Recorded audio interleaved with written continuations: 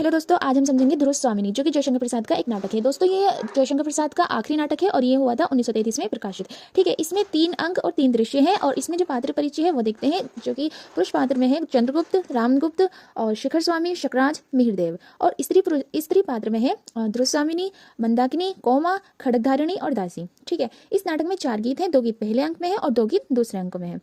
ठीक है, यह एक समस्या प्रधान नाटक है क्योंकि इसमें स्त्री जीवन की समस्याओं को उठाया गया है।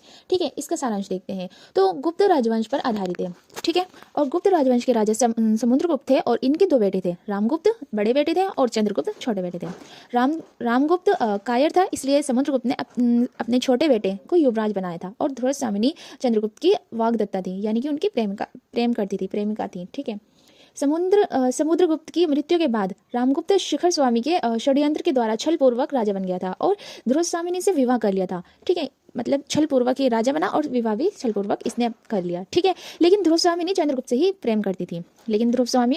स्वामिनी अभी भी चंद्रगुप्त से प्रेम करती थी। ठीक है, और इसमें जो है विवाह के बाद ध्रुव स्वामिनी चंद्रगुप्त से अभी भी प्रेम करती है या नहीं, ये जानने के लिए रामगुप्त खड्गधारिणी को गुप्तचर बनाकर ध्रुव स्वामिनी के पास भेजता है।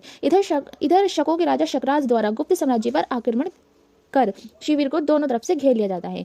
ठीक है, प्रतिहारी रामगुप्त को शकों के आक्रमण की रचना देता है। शकों का एक दूत खिंगल संधि प्रस्ताव का पत्र लेकर आया और शिखर स्वामी वह पत्र रामगुप्त को पढ़ने के लिए देता है। ठीक है, संधि के लिए शकराज ने अपने लिए ध्रुव स्वामिनी की और शक सामंतों के लिए अन्य स्त्रियों की मांग की, यानी कि शकों के राजा जो शकराज था वो अपने लिए ध्रुव स्वामिनी और अन्य जो सामंत थे उनके लिए अन्य स्त्रियों की मांग करता है।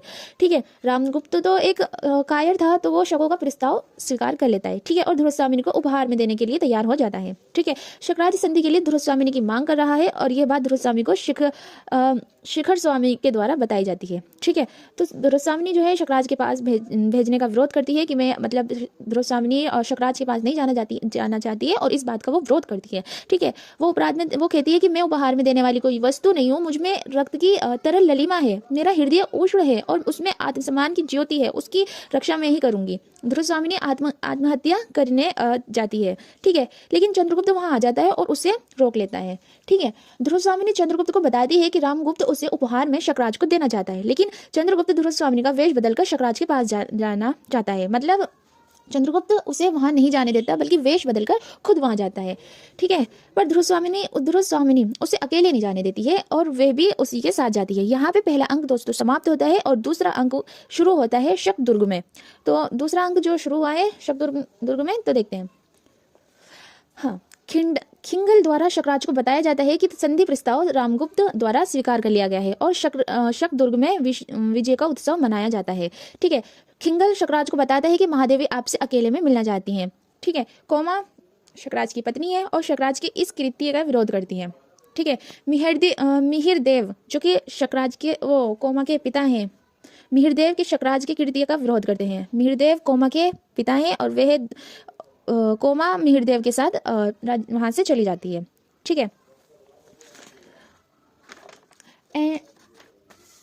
और उसके बाद चंद्रगुप्त स्त्री के वेश में और ध्रुव स्वामिनी शकराज के सम्मुख जाते हैं। चंद्रगुप्त और शकराज के बीच में युद्ध होता है, यानी चंद्रगुप्त और शकराज दोनों युद्ध करते हैं जिसमें शकराज का वध हो जाता है। चंद्रगुप्त शकराज का वध कर देते हैं। ठीक है, यही दूसरा अंक समाप्त होता है। तीसरा अंक भी शकदुर्ग में ही शुरू होता है, जहां एक सैनिक ध्रुव स्वामिनी को बताता है कि विजय का समाचार पाकर रामगुप्त भी आए हैं। यानी कि जब रामगुप्त को विजय का पता चला तो वो भी यहीं आ गया। ठीक है, कोमा और मिहिरदेव शकराज का शव लेने ध्रुव स्वामिनी के पास जाते हैं और शव लेकर जाते हैं तो रामगुप्त के सैनिकों द्वारा दोनों का वध कर दिया जाता है। रामगुप्त के कहने पर सैनिकों द्वारा चंद्रगुप्त को बंदी बना लिया जाता है और ध्रुव स्वामिनी इसका विरोध करती है तो उसे भी बंदी बना लिया जाता है। यानी कि मिहिरदेव और कोमा का भी इन्होंने वध कर दिया और चंद्रगुप्त को बंदी बना लिया और इसका विरोध कर रही ध्रुव स्वामिनी को भी बंदी बना लिया जाता है। और जब रामगुप्त और चंद्रगुप्त के कलह को दूर करने के लिए शिखर स्वामी द्वारा परिषद बुलाया जाता है, मतलब अभी इन दोनों के कलह को दूर करने के लिए शिखर स्वामी द्वारा परिषद बुलाया जाता है। ठीक है, परिषद में पुरोहित द्वारा ध्रुव स्वामिनी को रामगुप्त के विवाह से मुक्त कर दिया जाता है। यानी कि रामगुप्त के जो विवाह इन्होंने छल पूर्वक किया था उससे से मुक्ति मिल जाती है, मुक्त कर दिया जाता है। ठीक है, परिषद द्वारा ये घोषणा की जाती है कि रामगुप्त सिंहासन में पर बैठने के योग्य नहीं है, इसीलिए चंद्रगुप्त को मतलब योग्य मानते हैं, चंद्रगुप्त को वहाँ बिठाते हैं। लेकिन ये बात इसको मतलब नहीं माननी होती है। रामगुप्त कटार निकालकर चंद्रगुप्त को मारना चाहता है, लेकिन समांत कुमार के द्वारा रामगुप्त पर प्रहार किया जाता है और उसका वध कर दिया जाता है और उसकी मृत्यु यहीं हो जाती है। ठीक है, ध्रुवस्वामिनी और चंद्रगुप्त के जयकार के साथ नाटक समाप्त हो जाता है और इसमें जो नायिका है वो ध्रुवस्वामिनी है और चंद्रगुप्त इसका नाटक है। यहीं पर नाटक समाप्त होता है।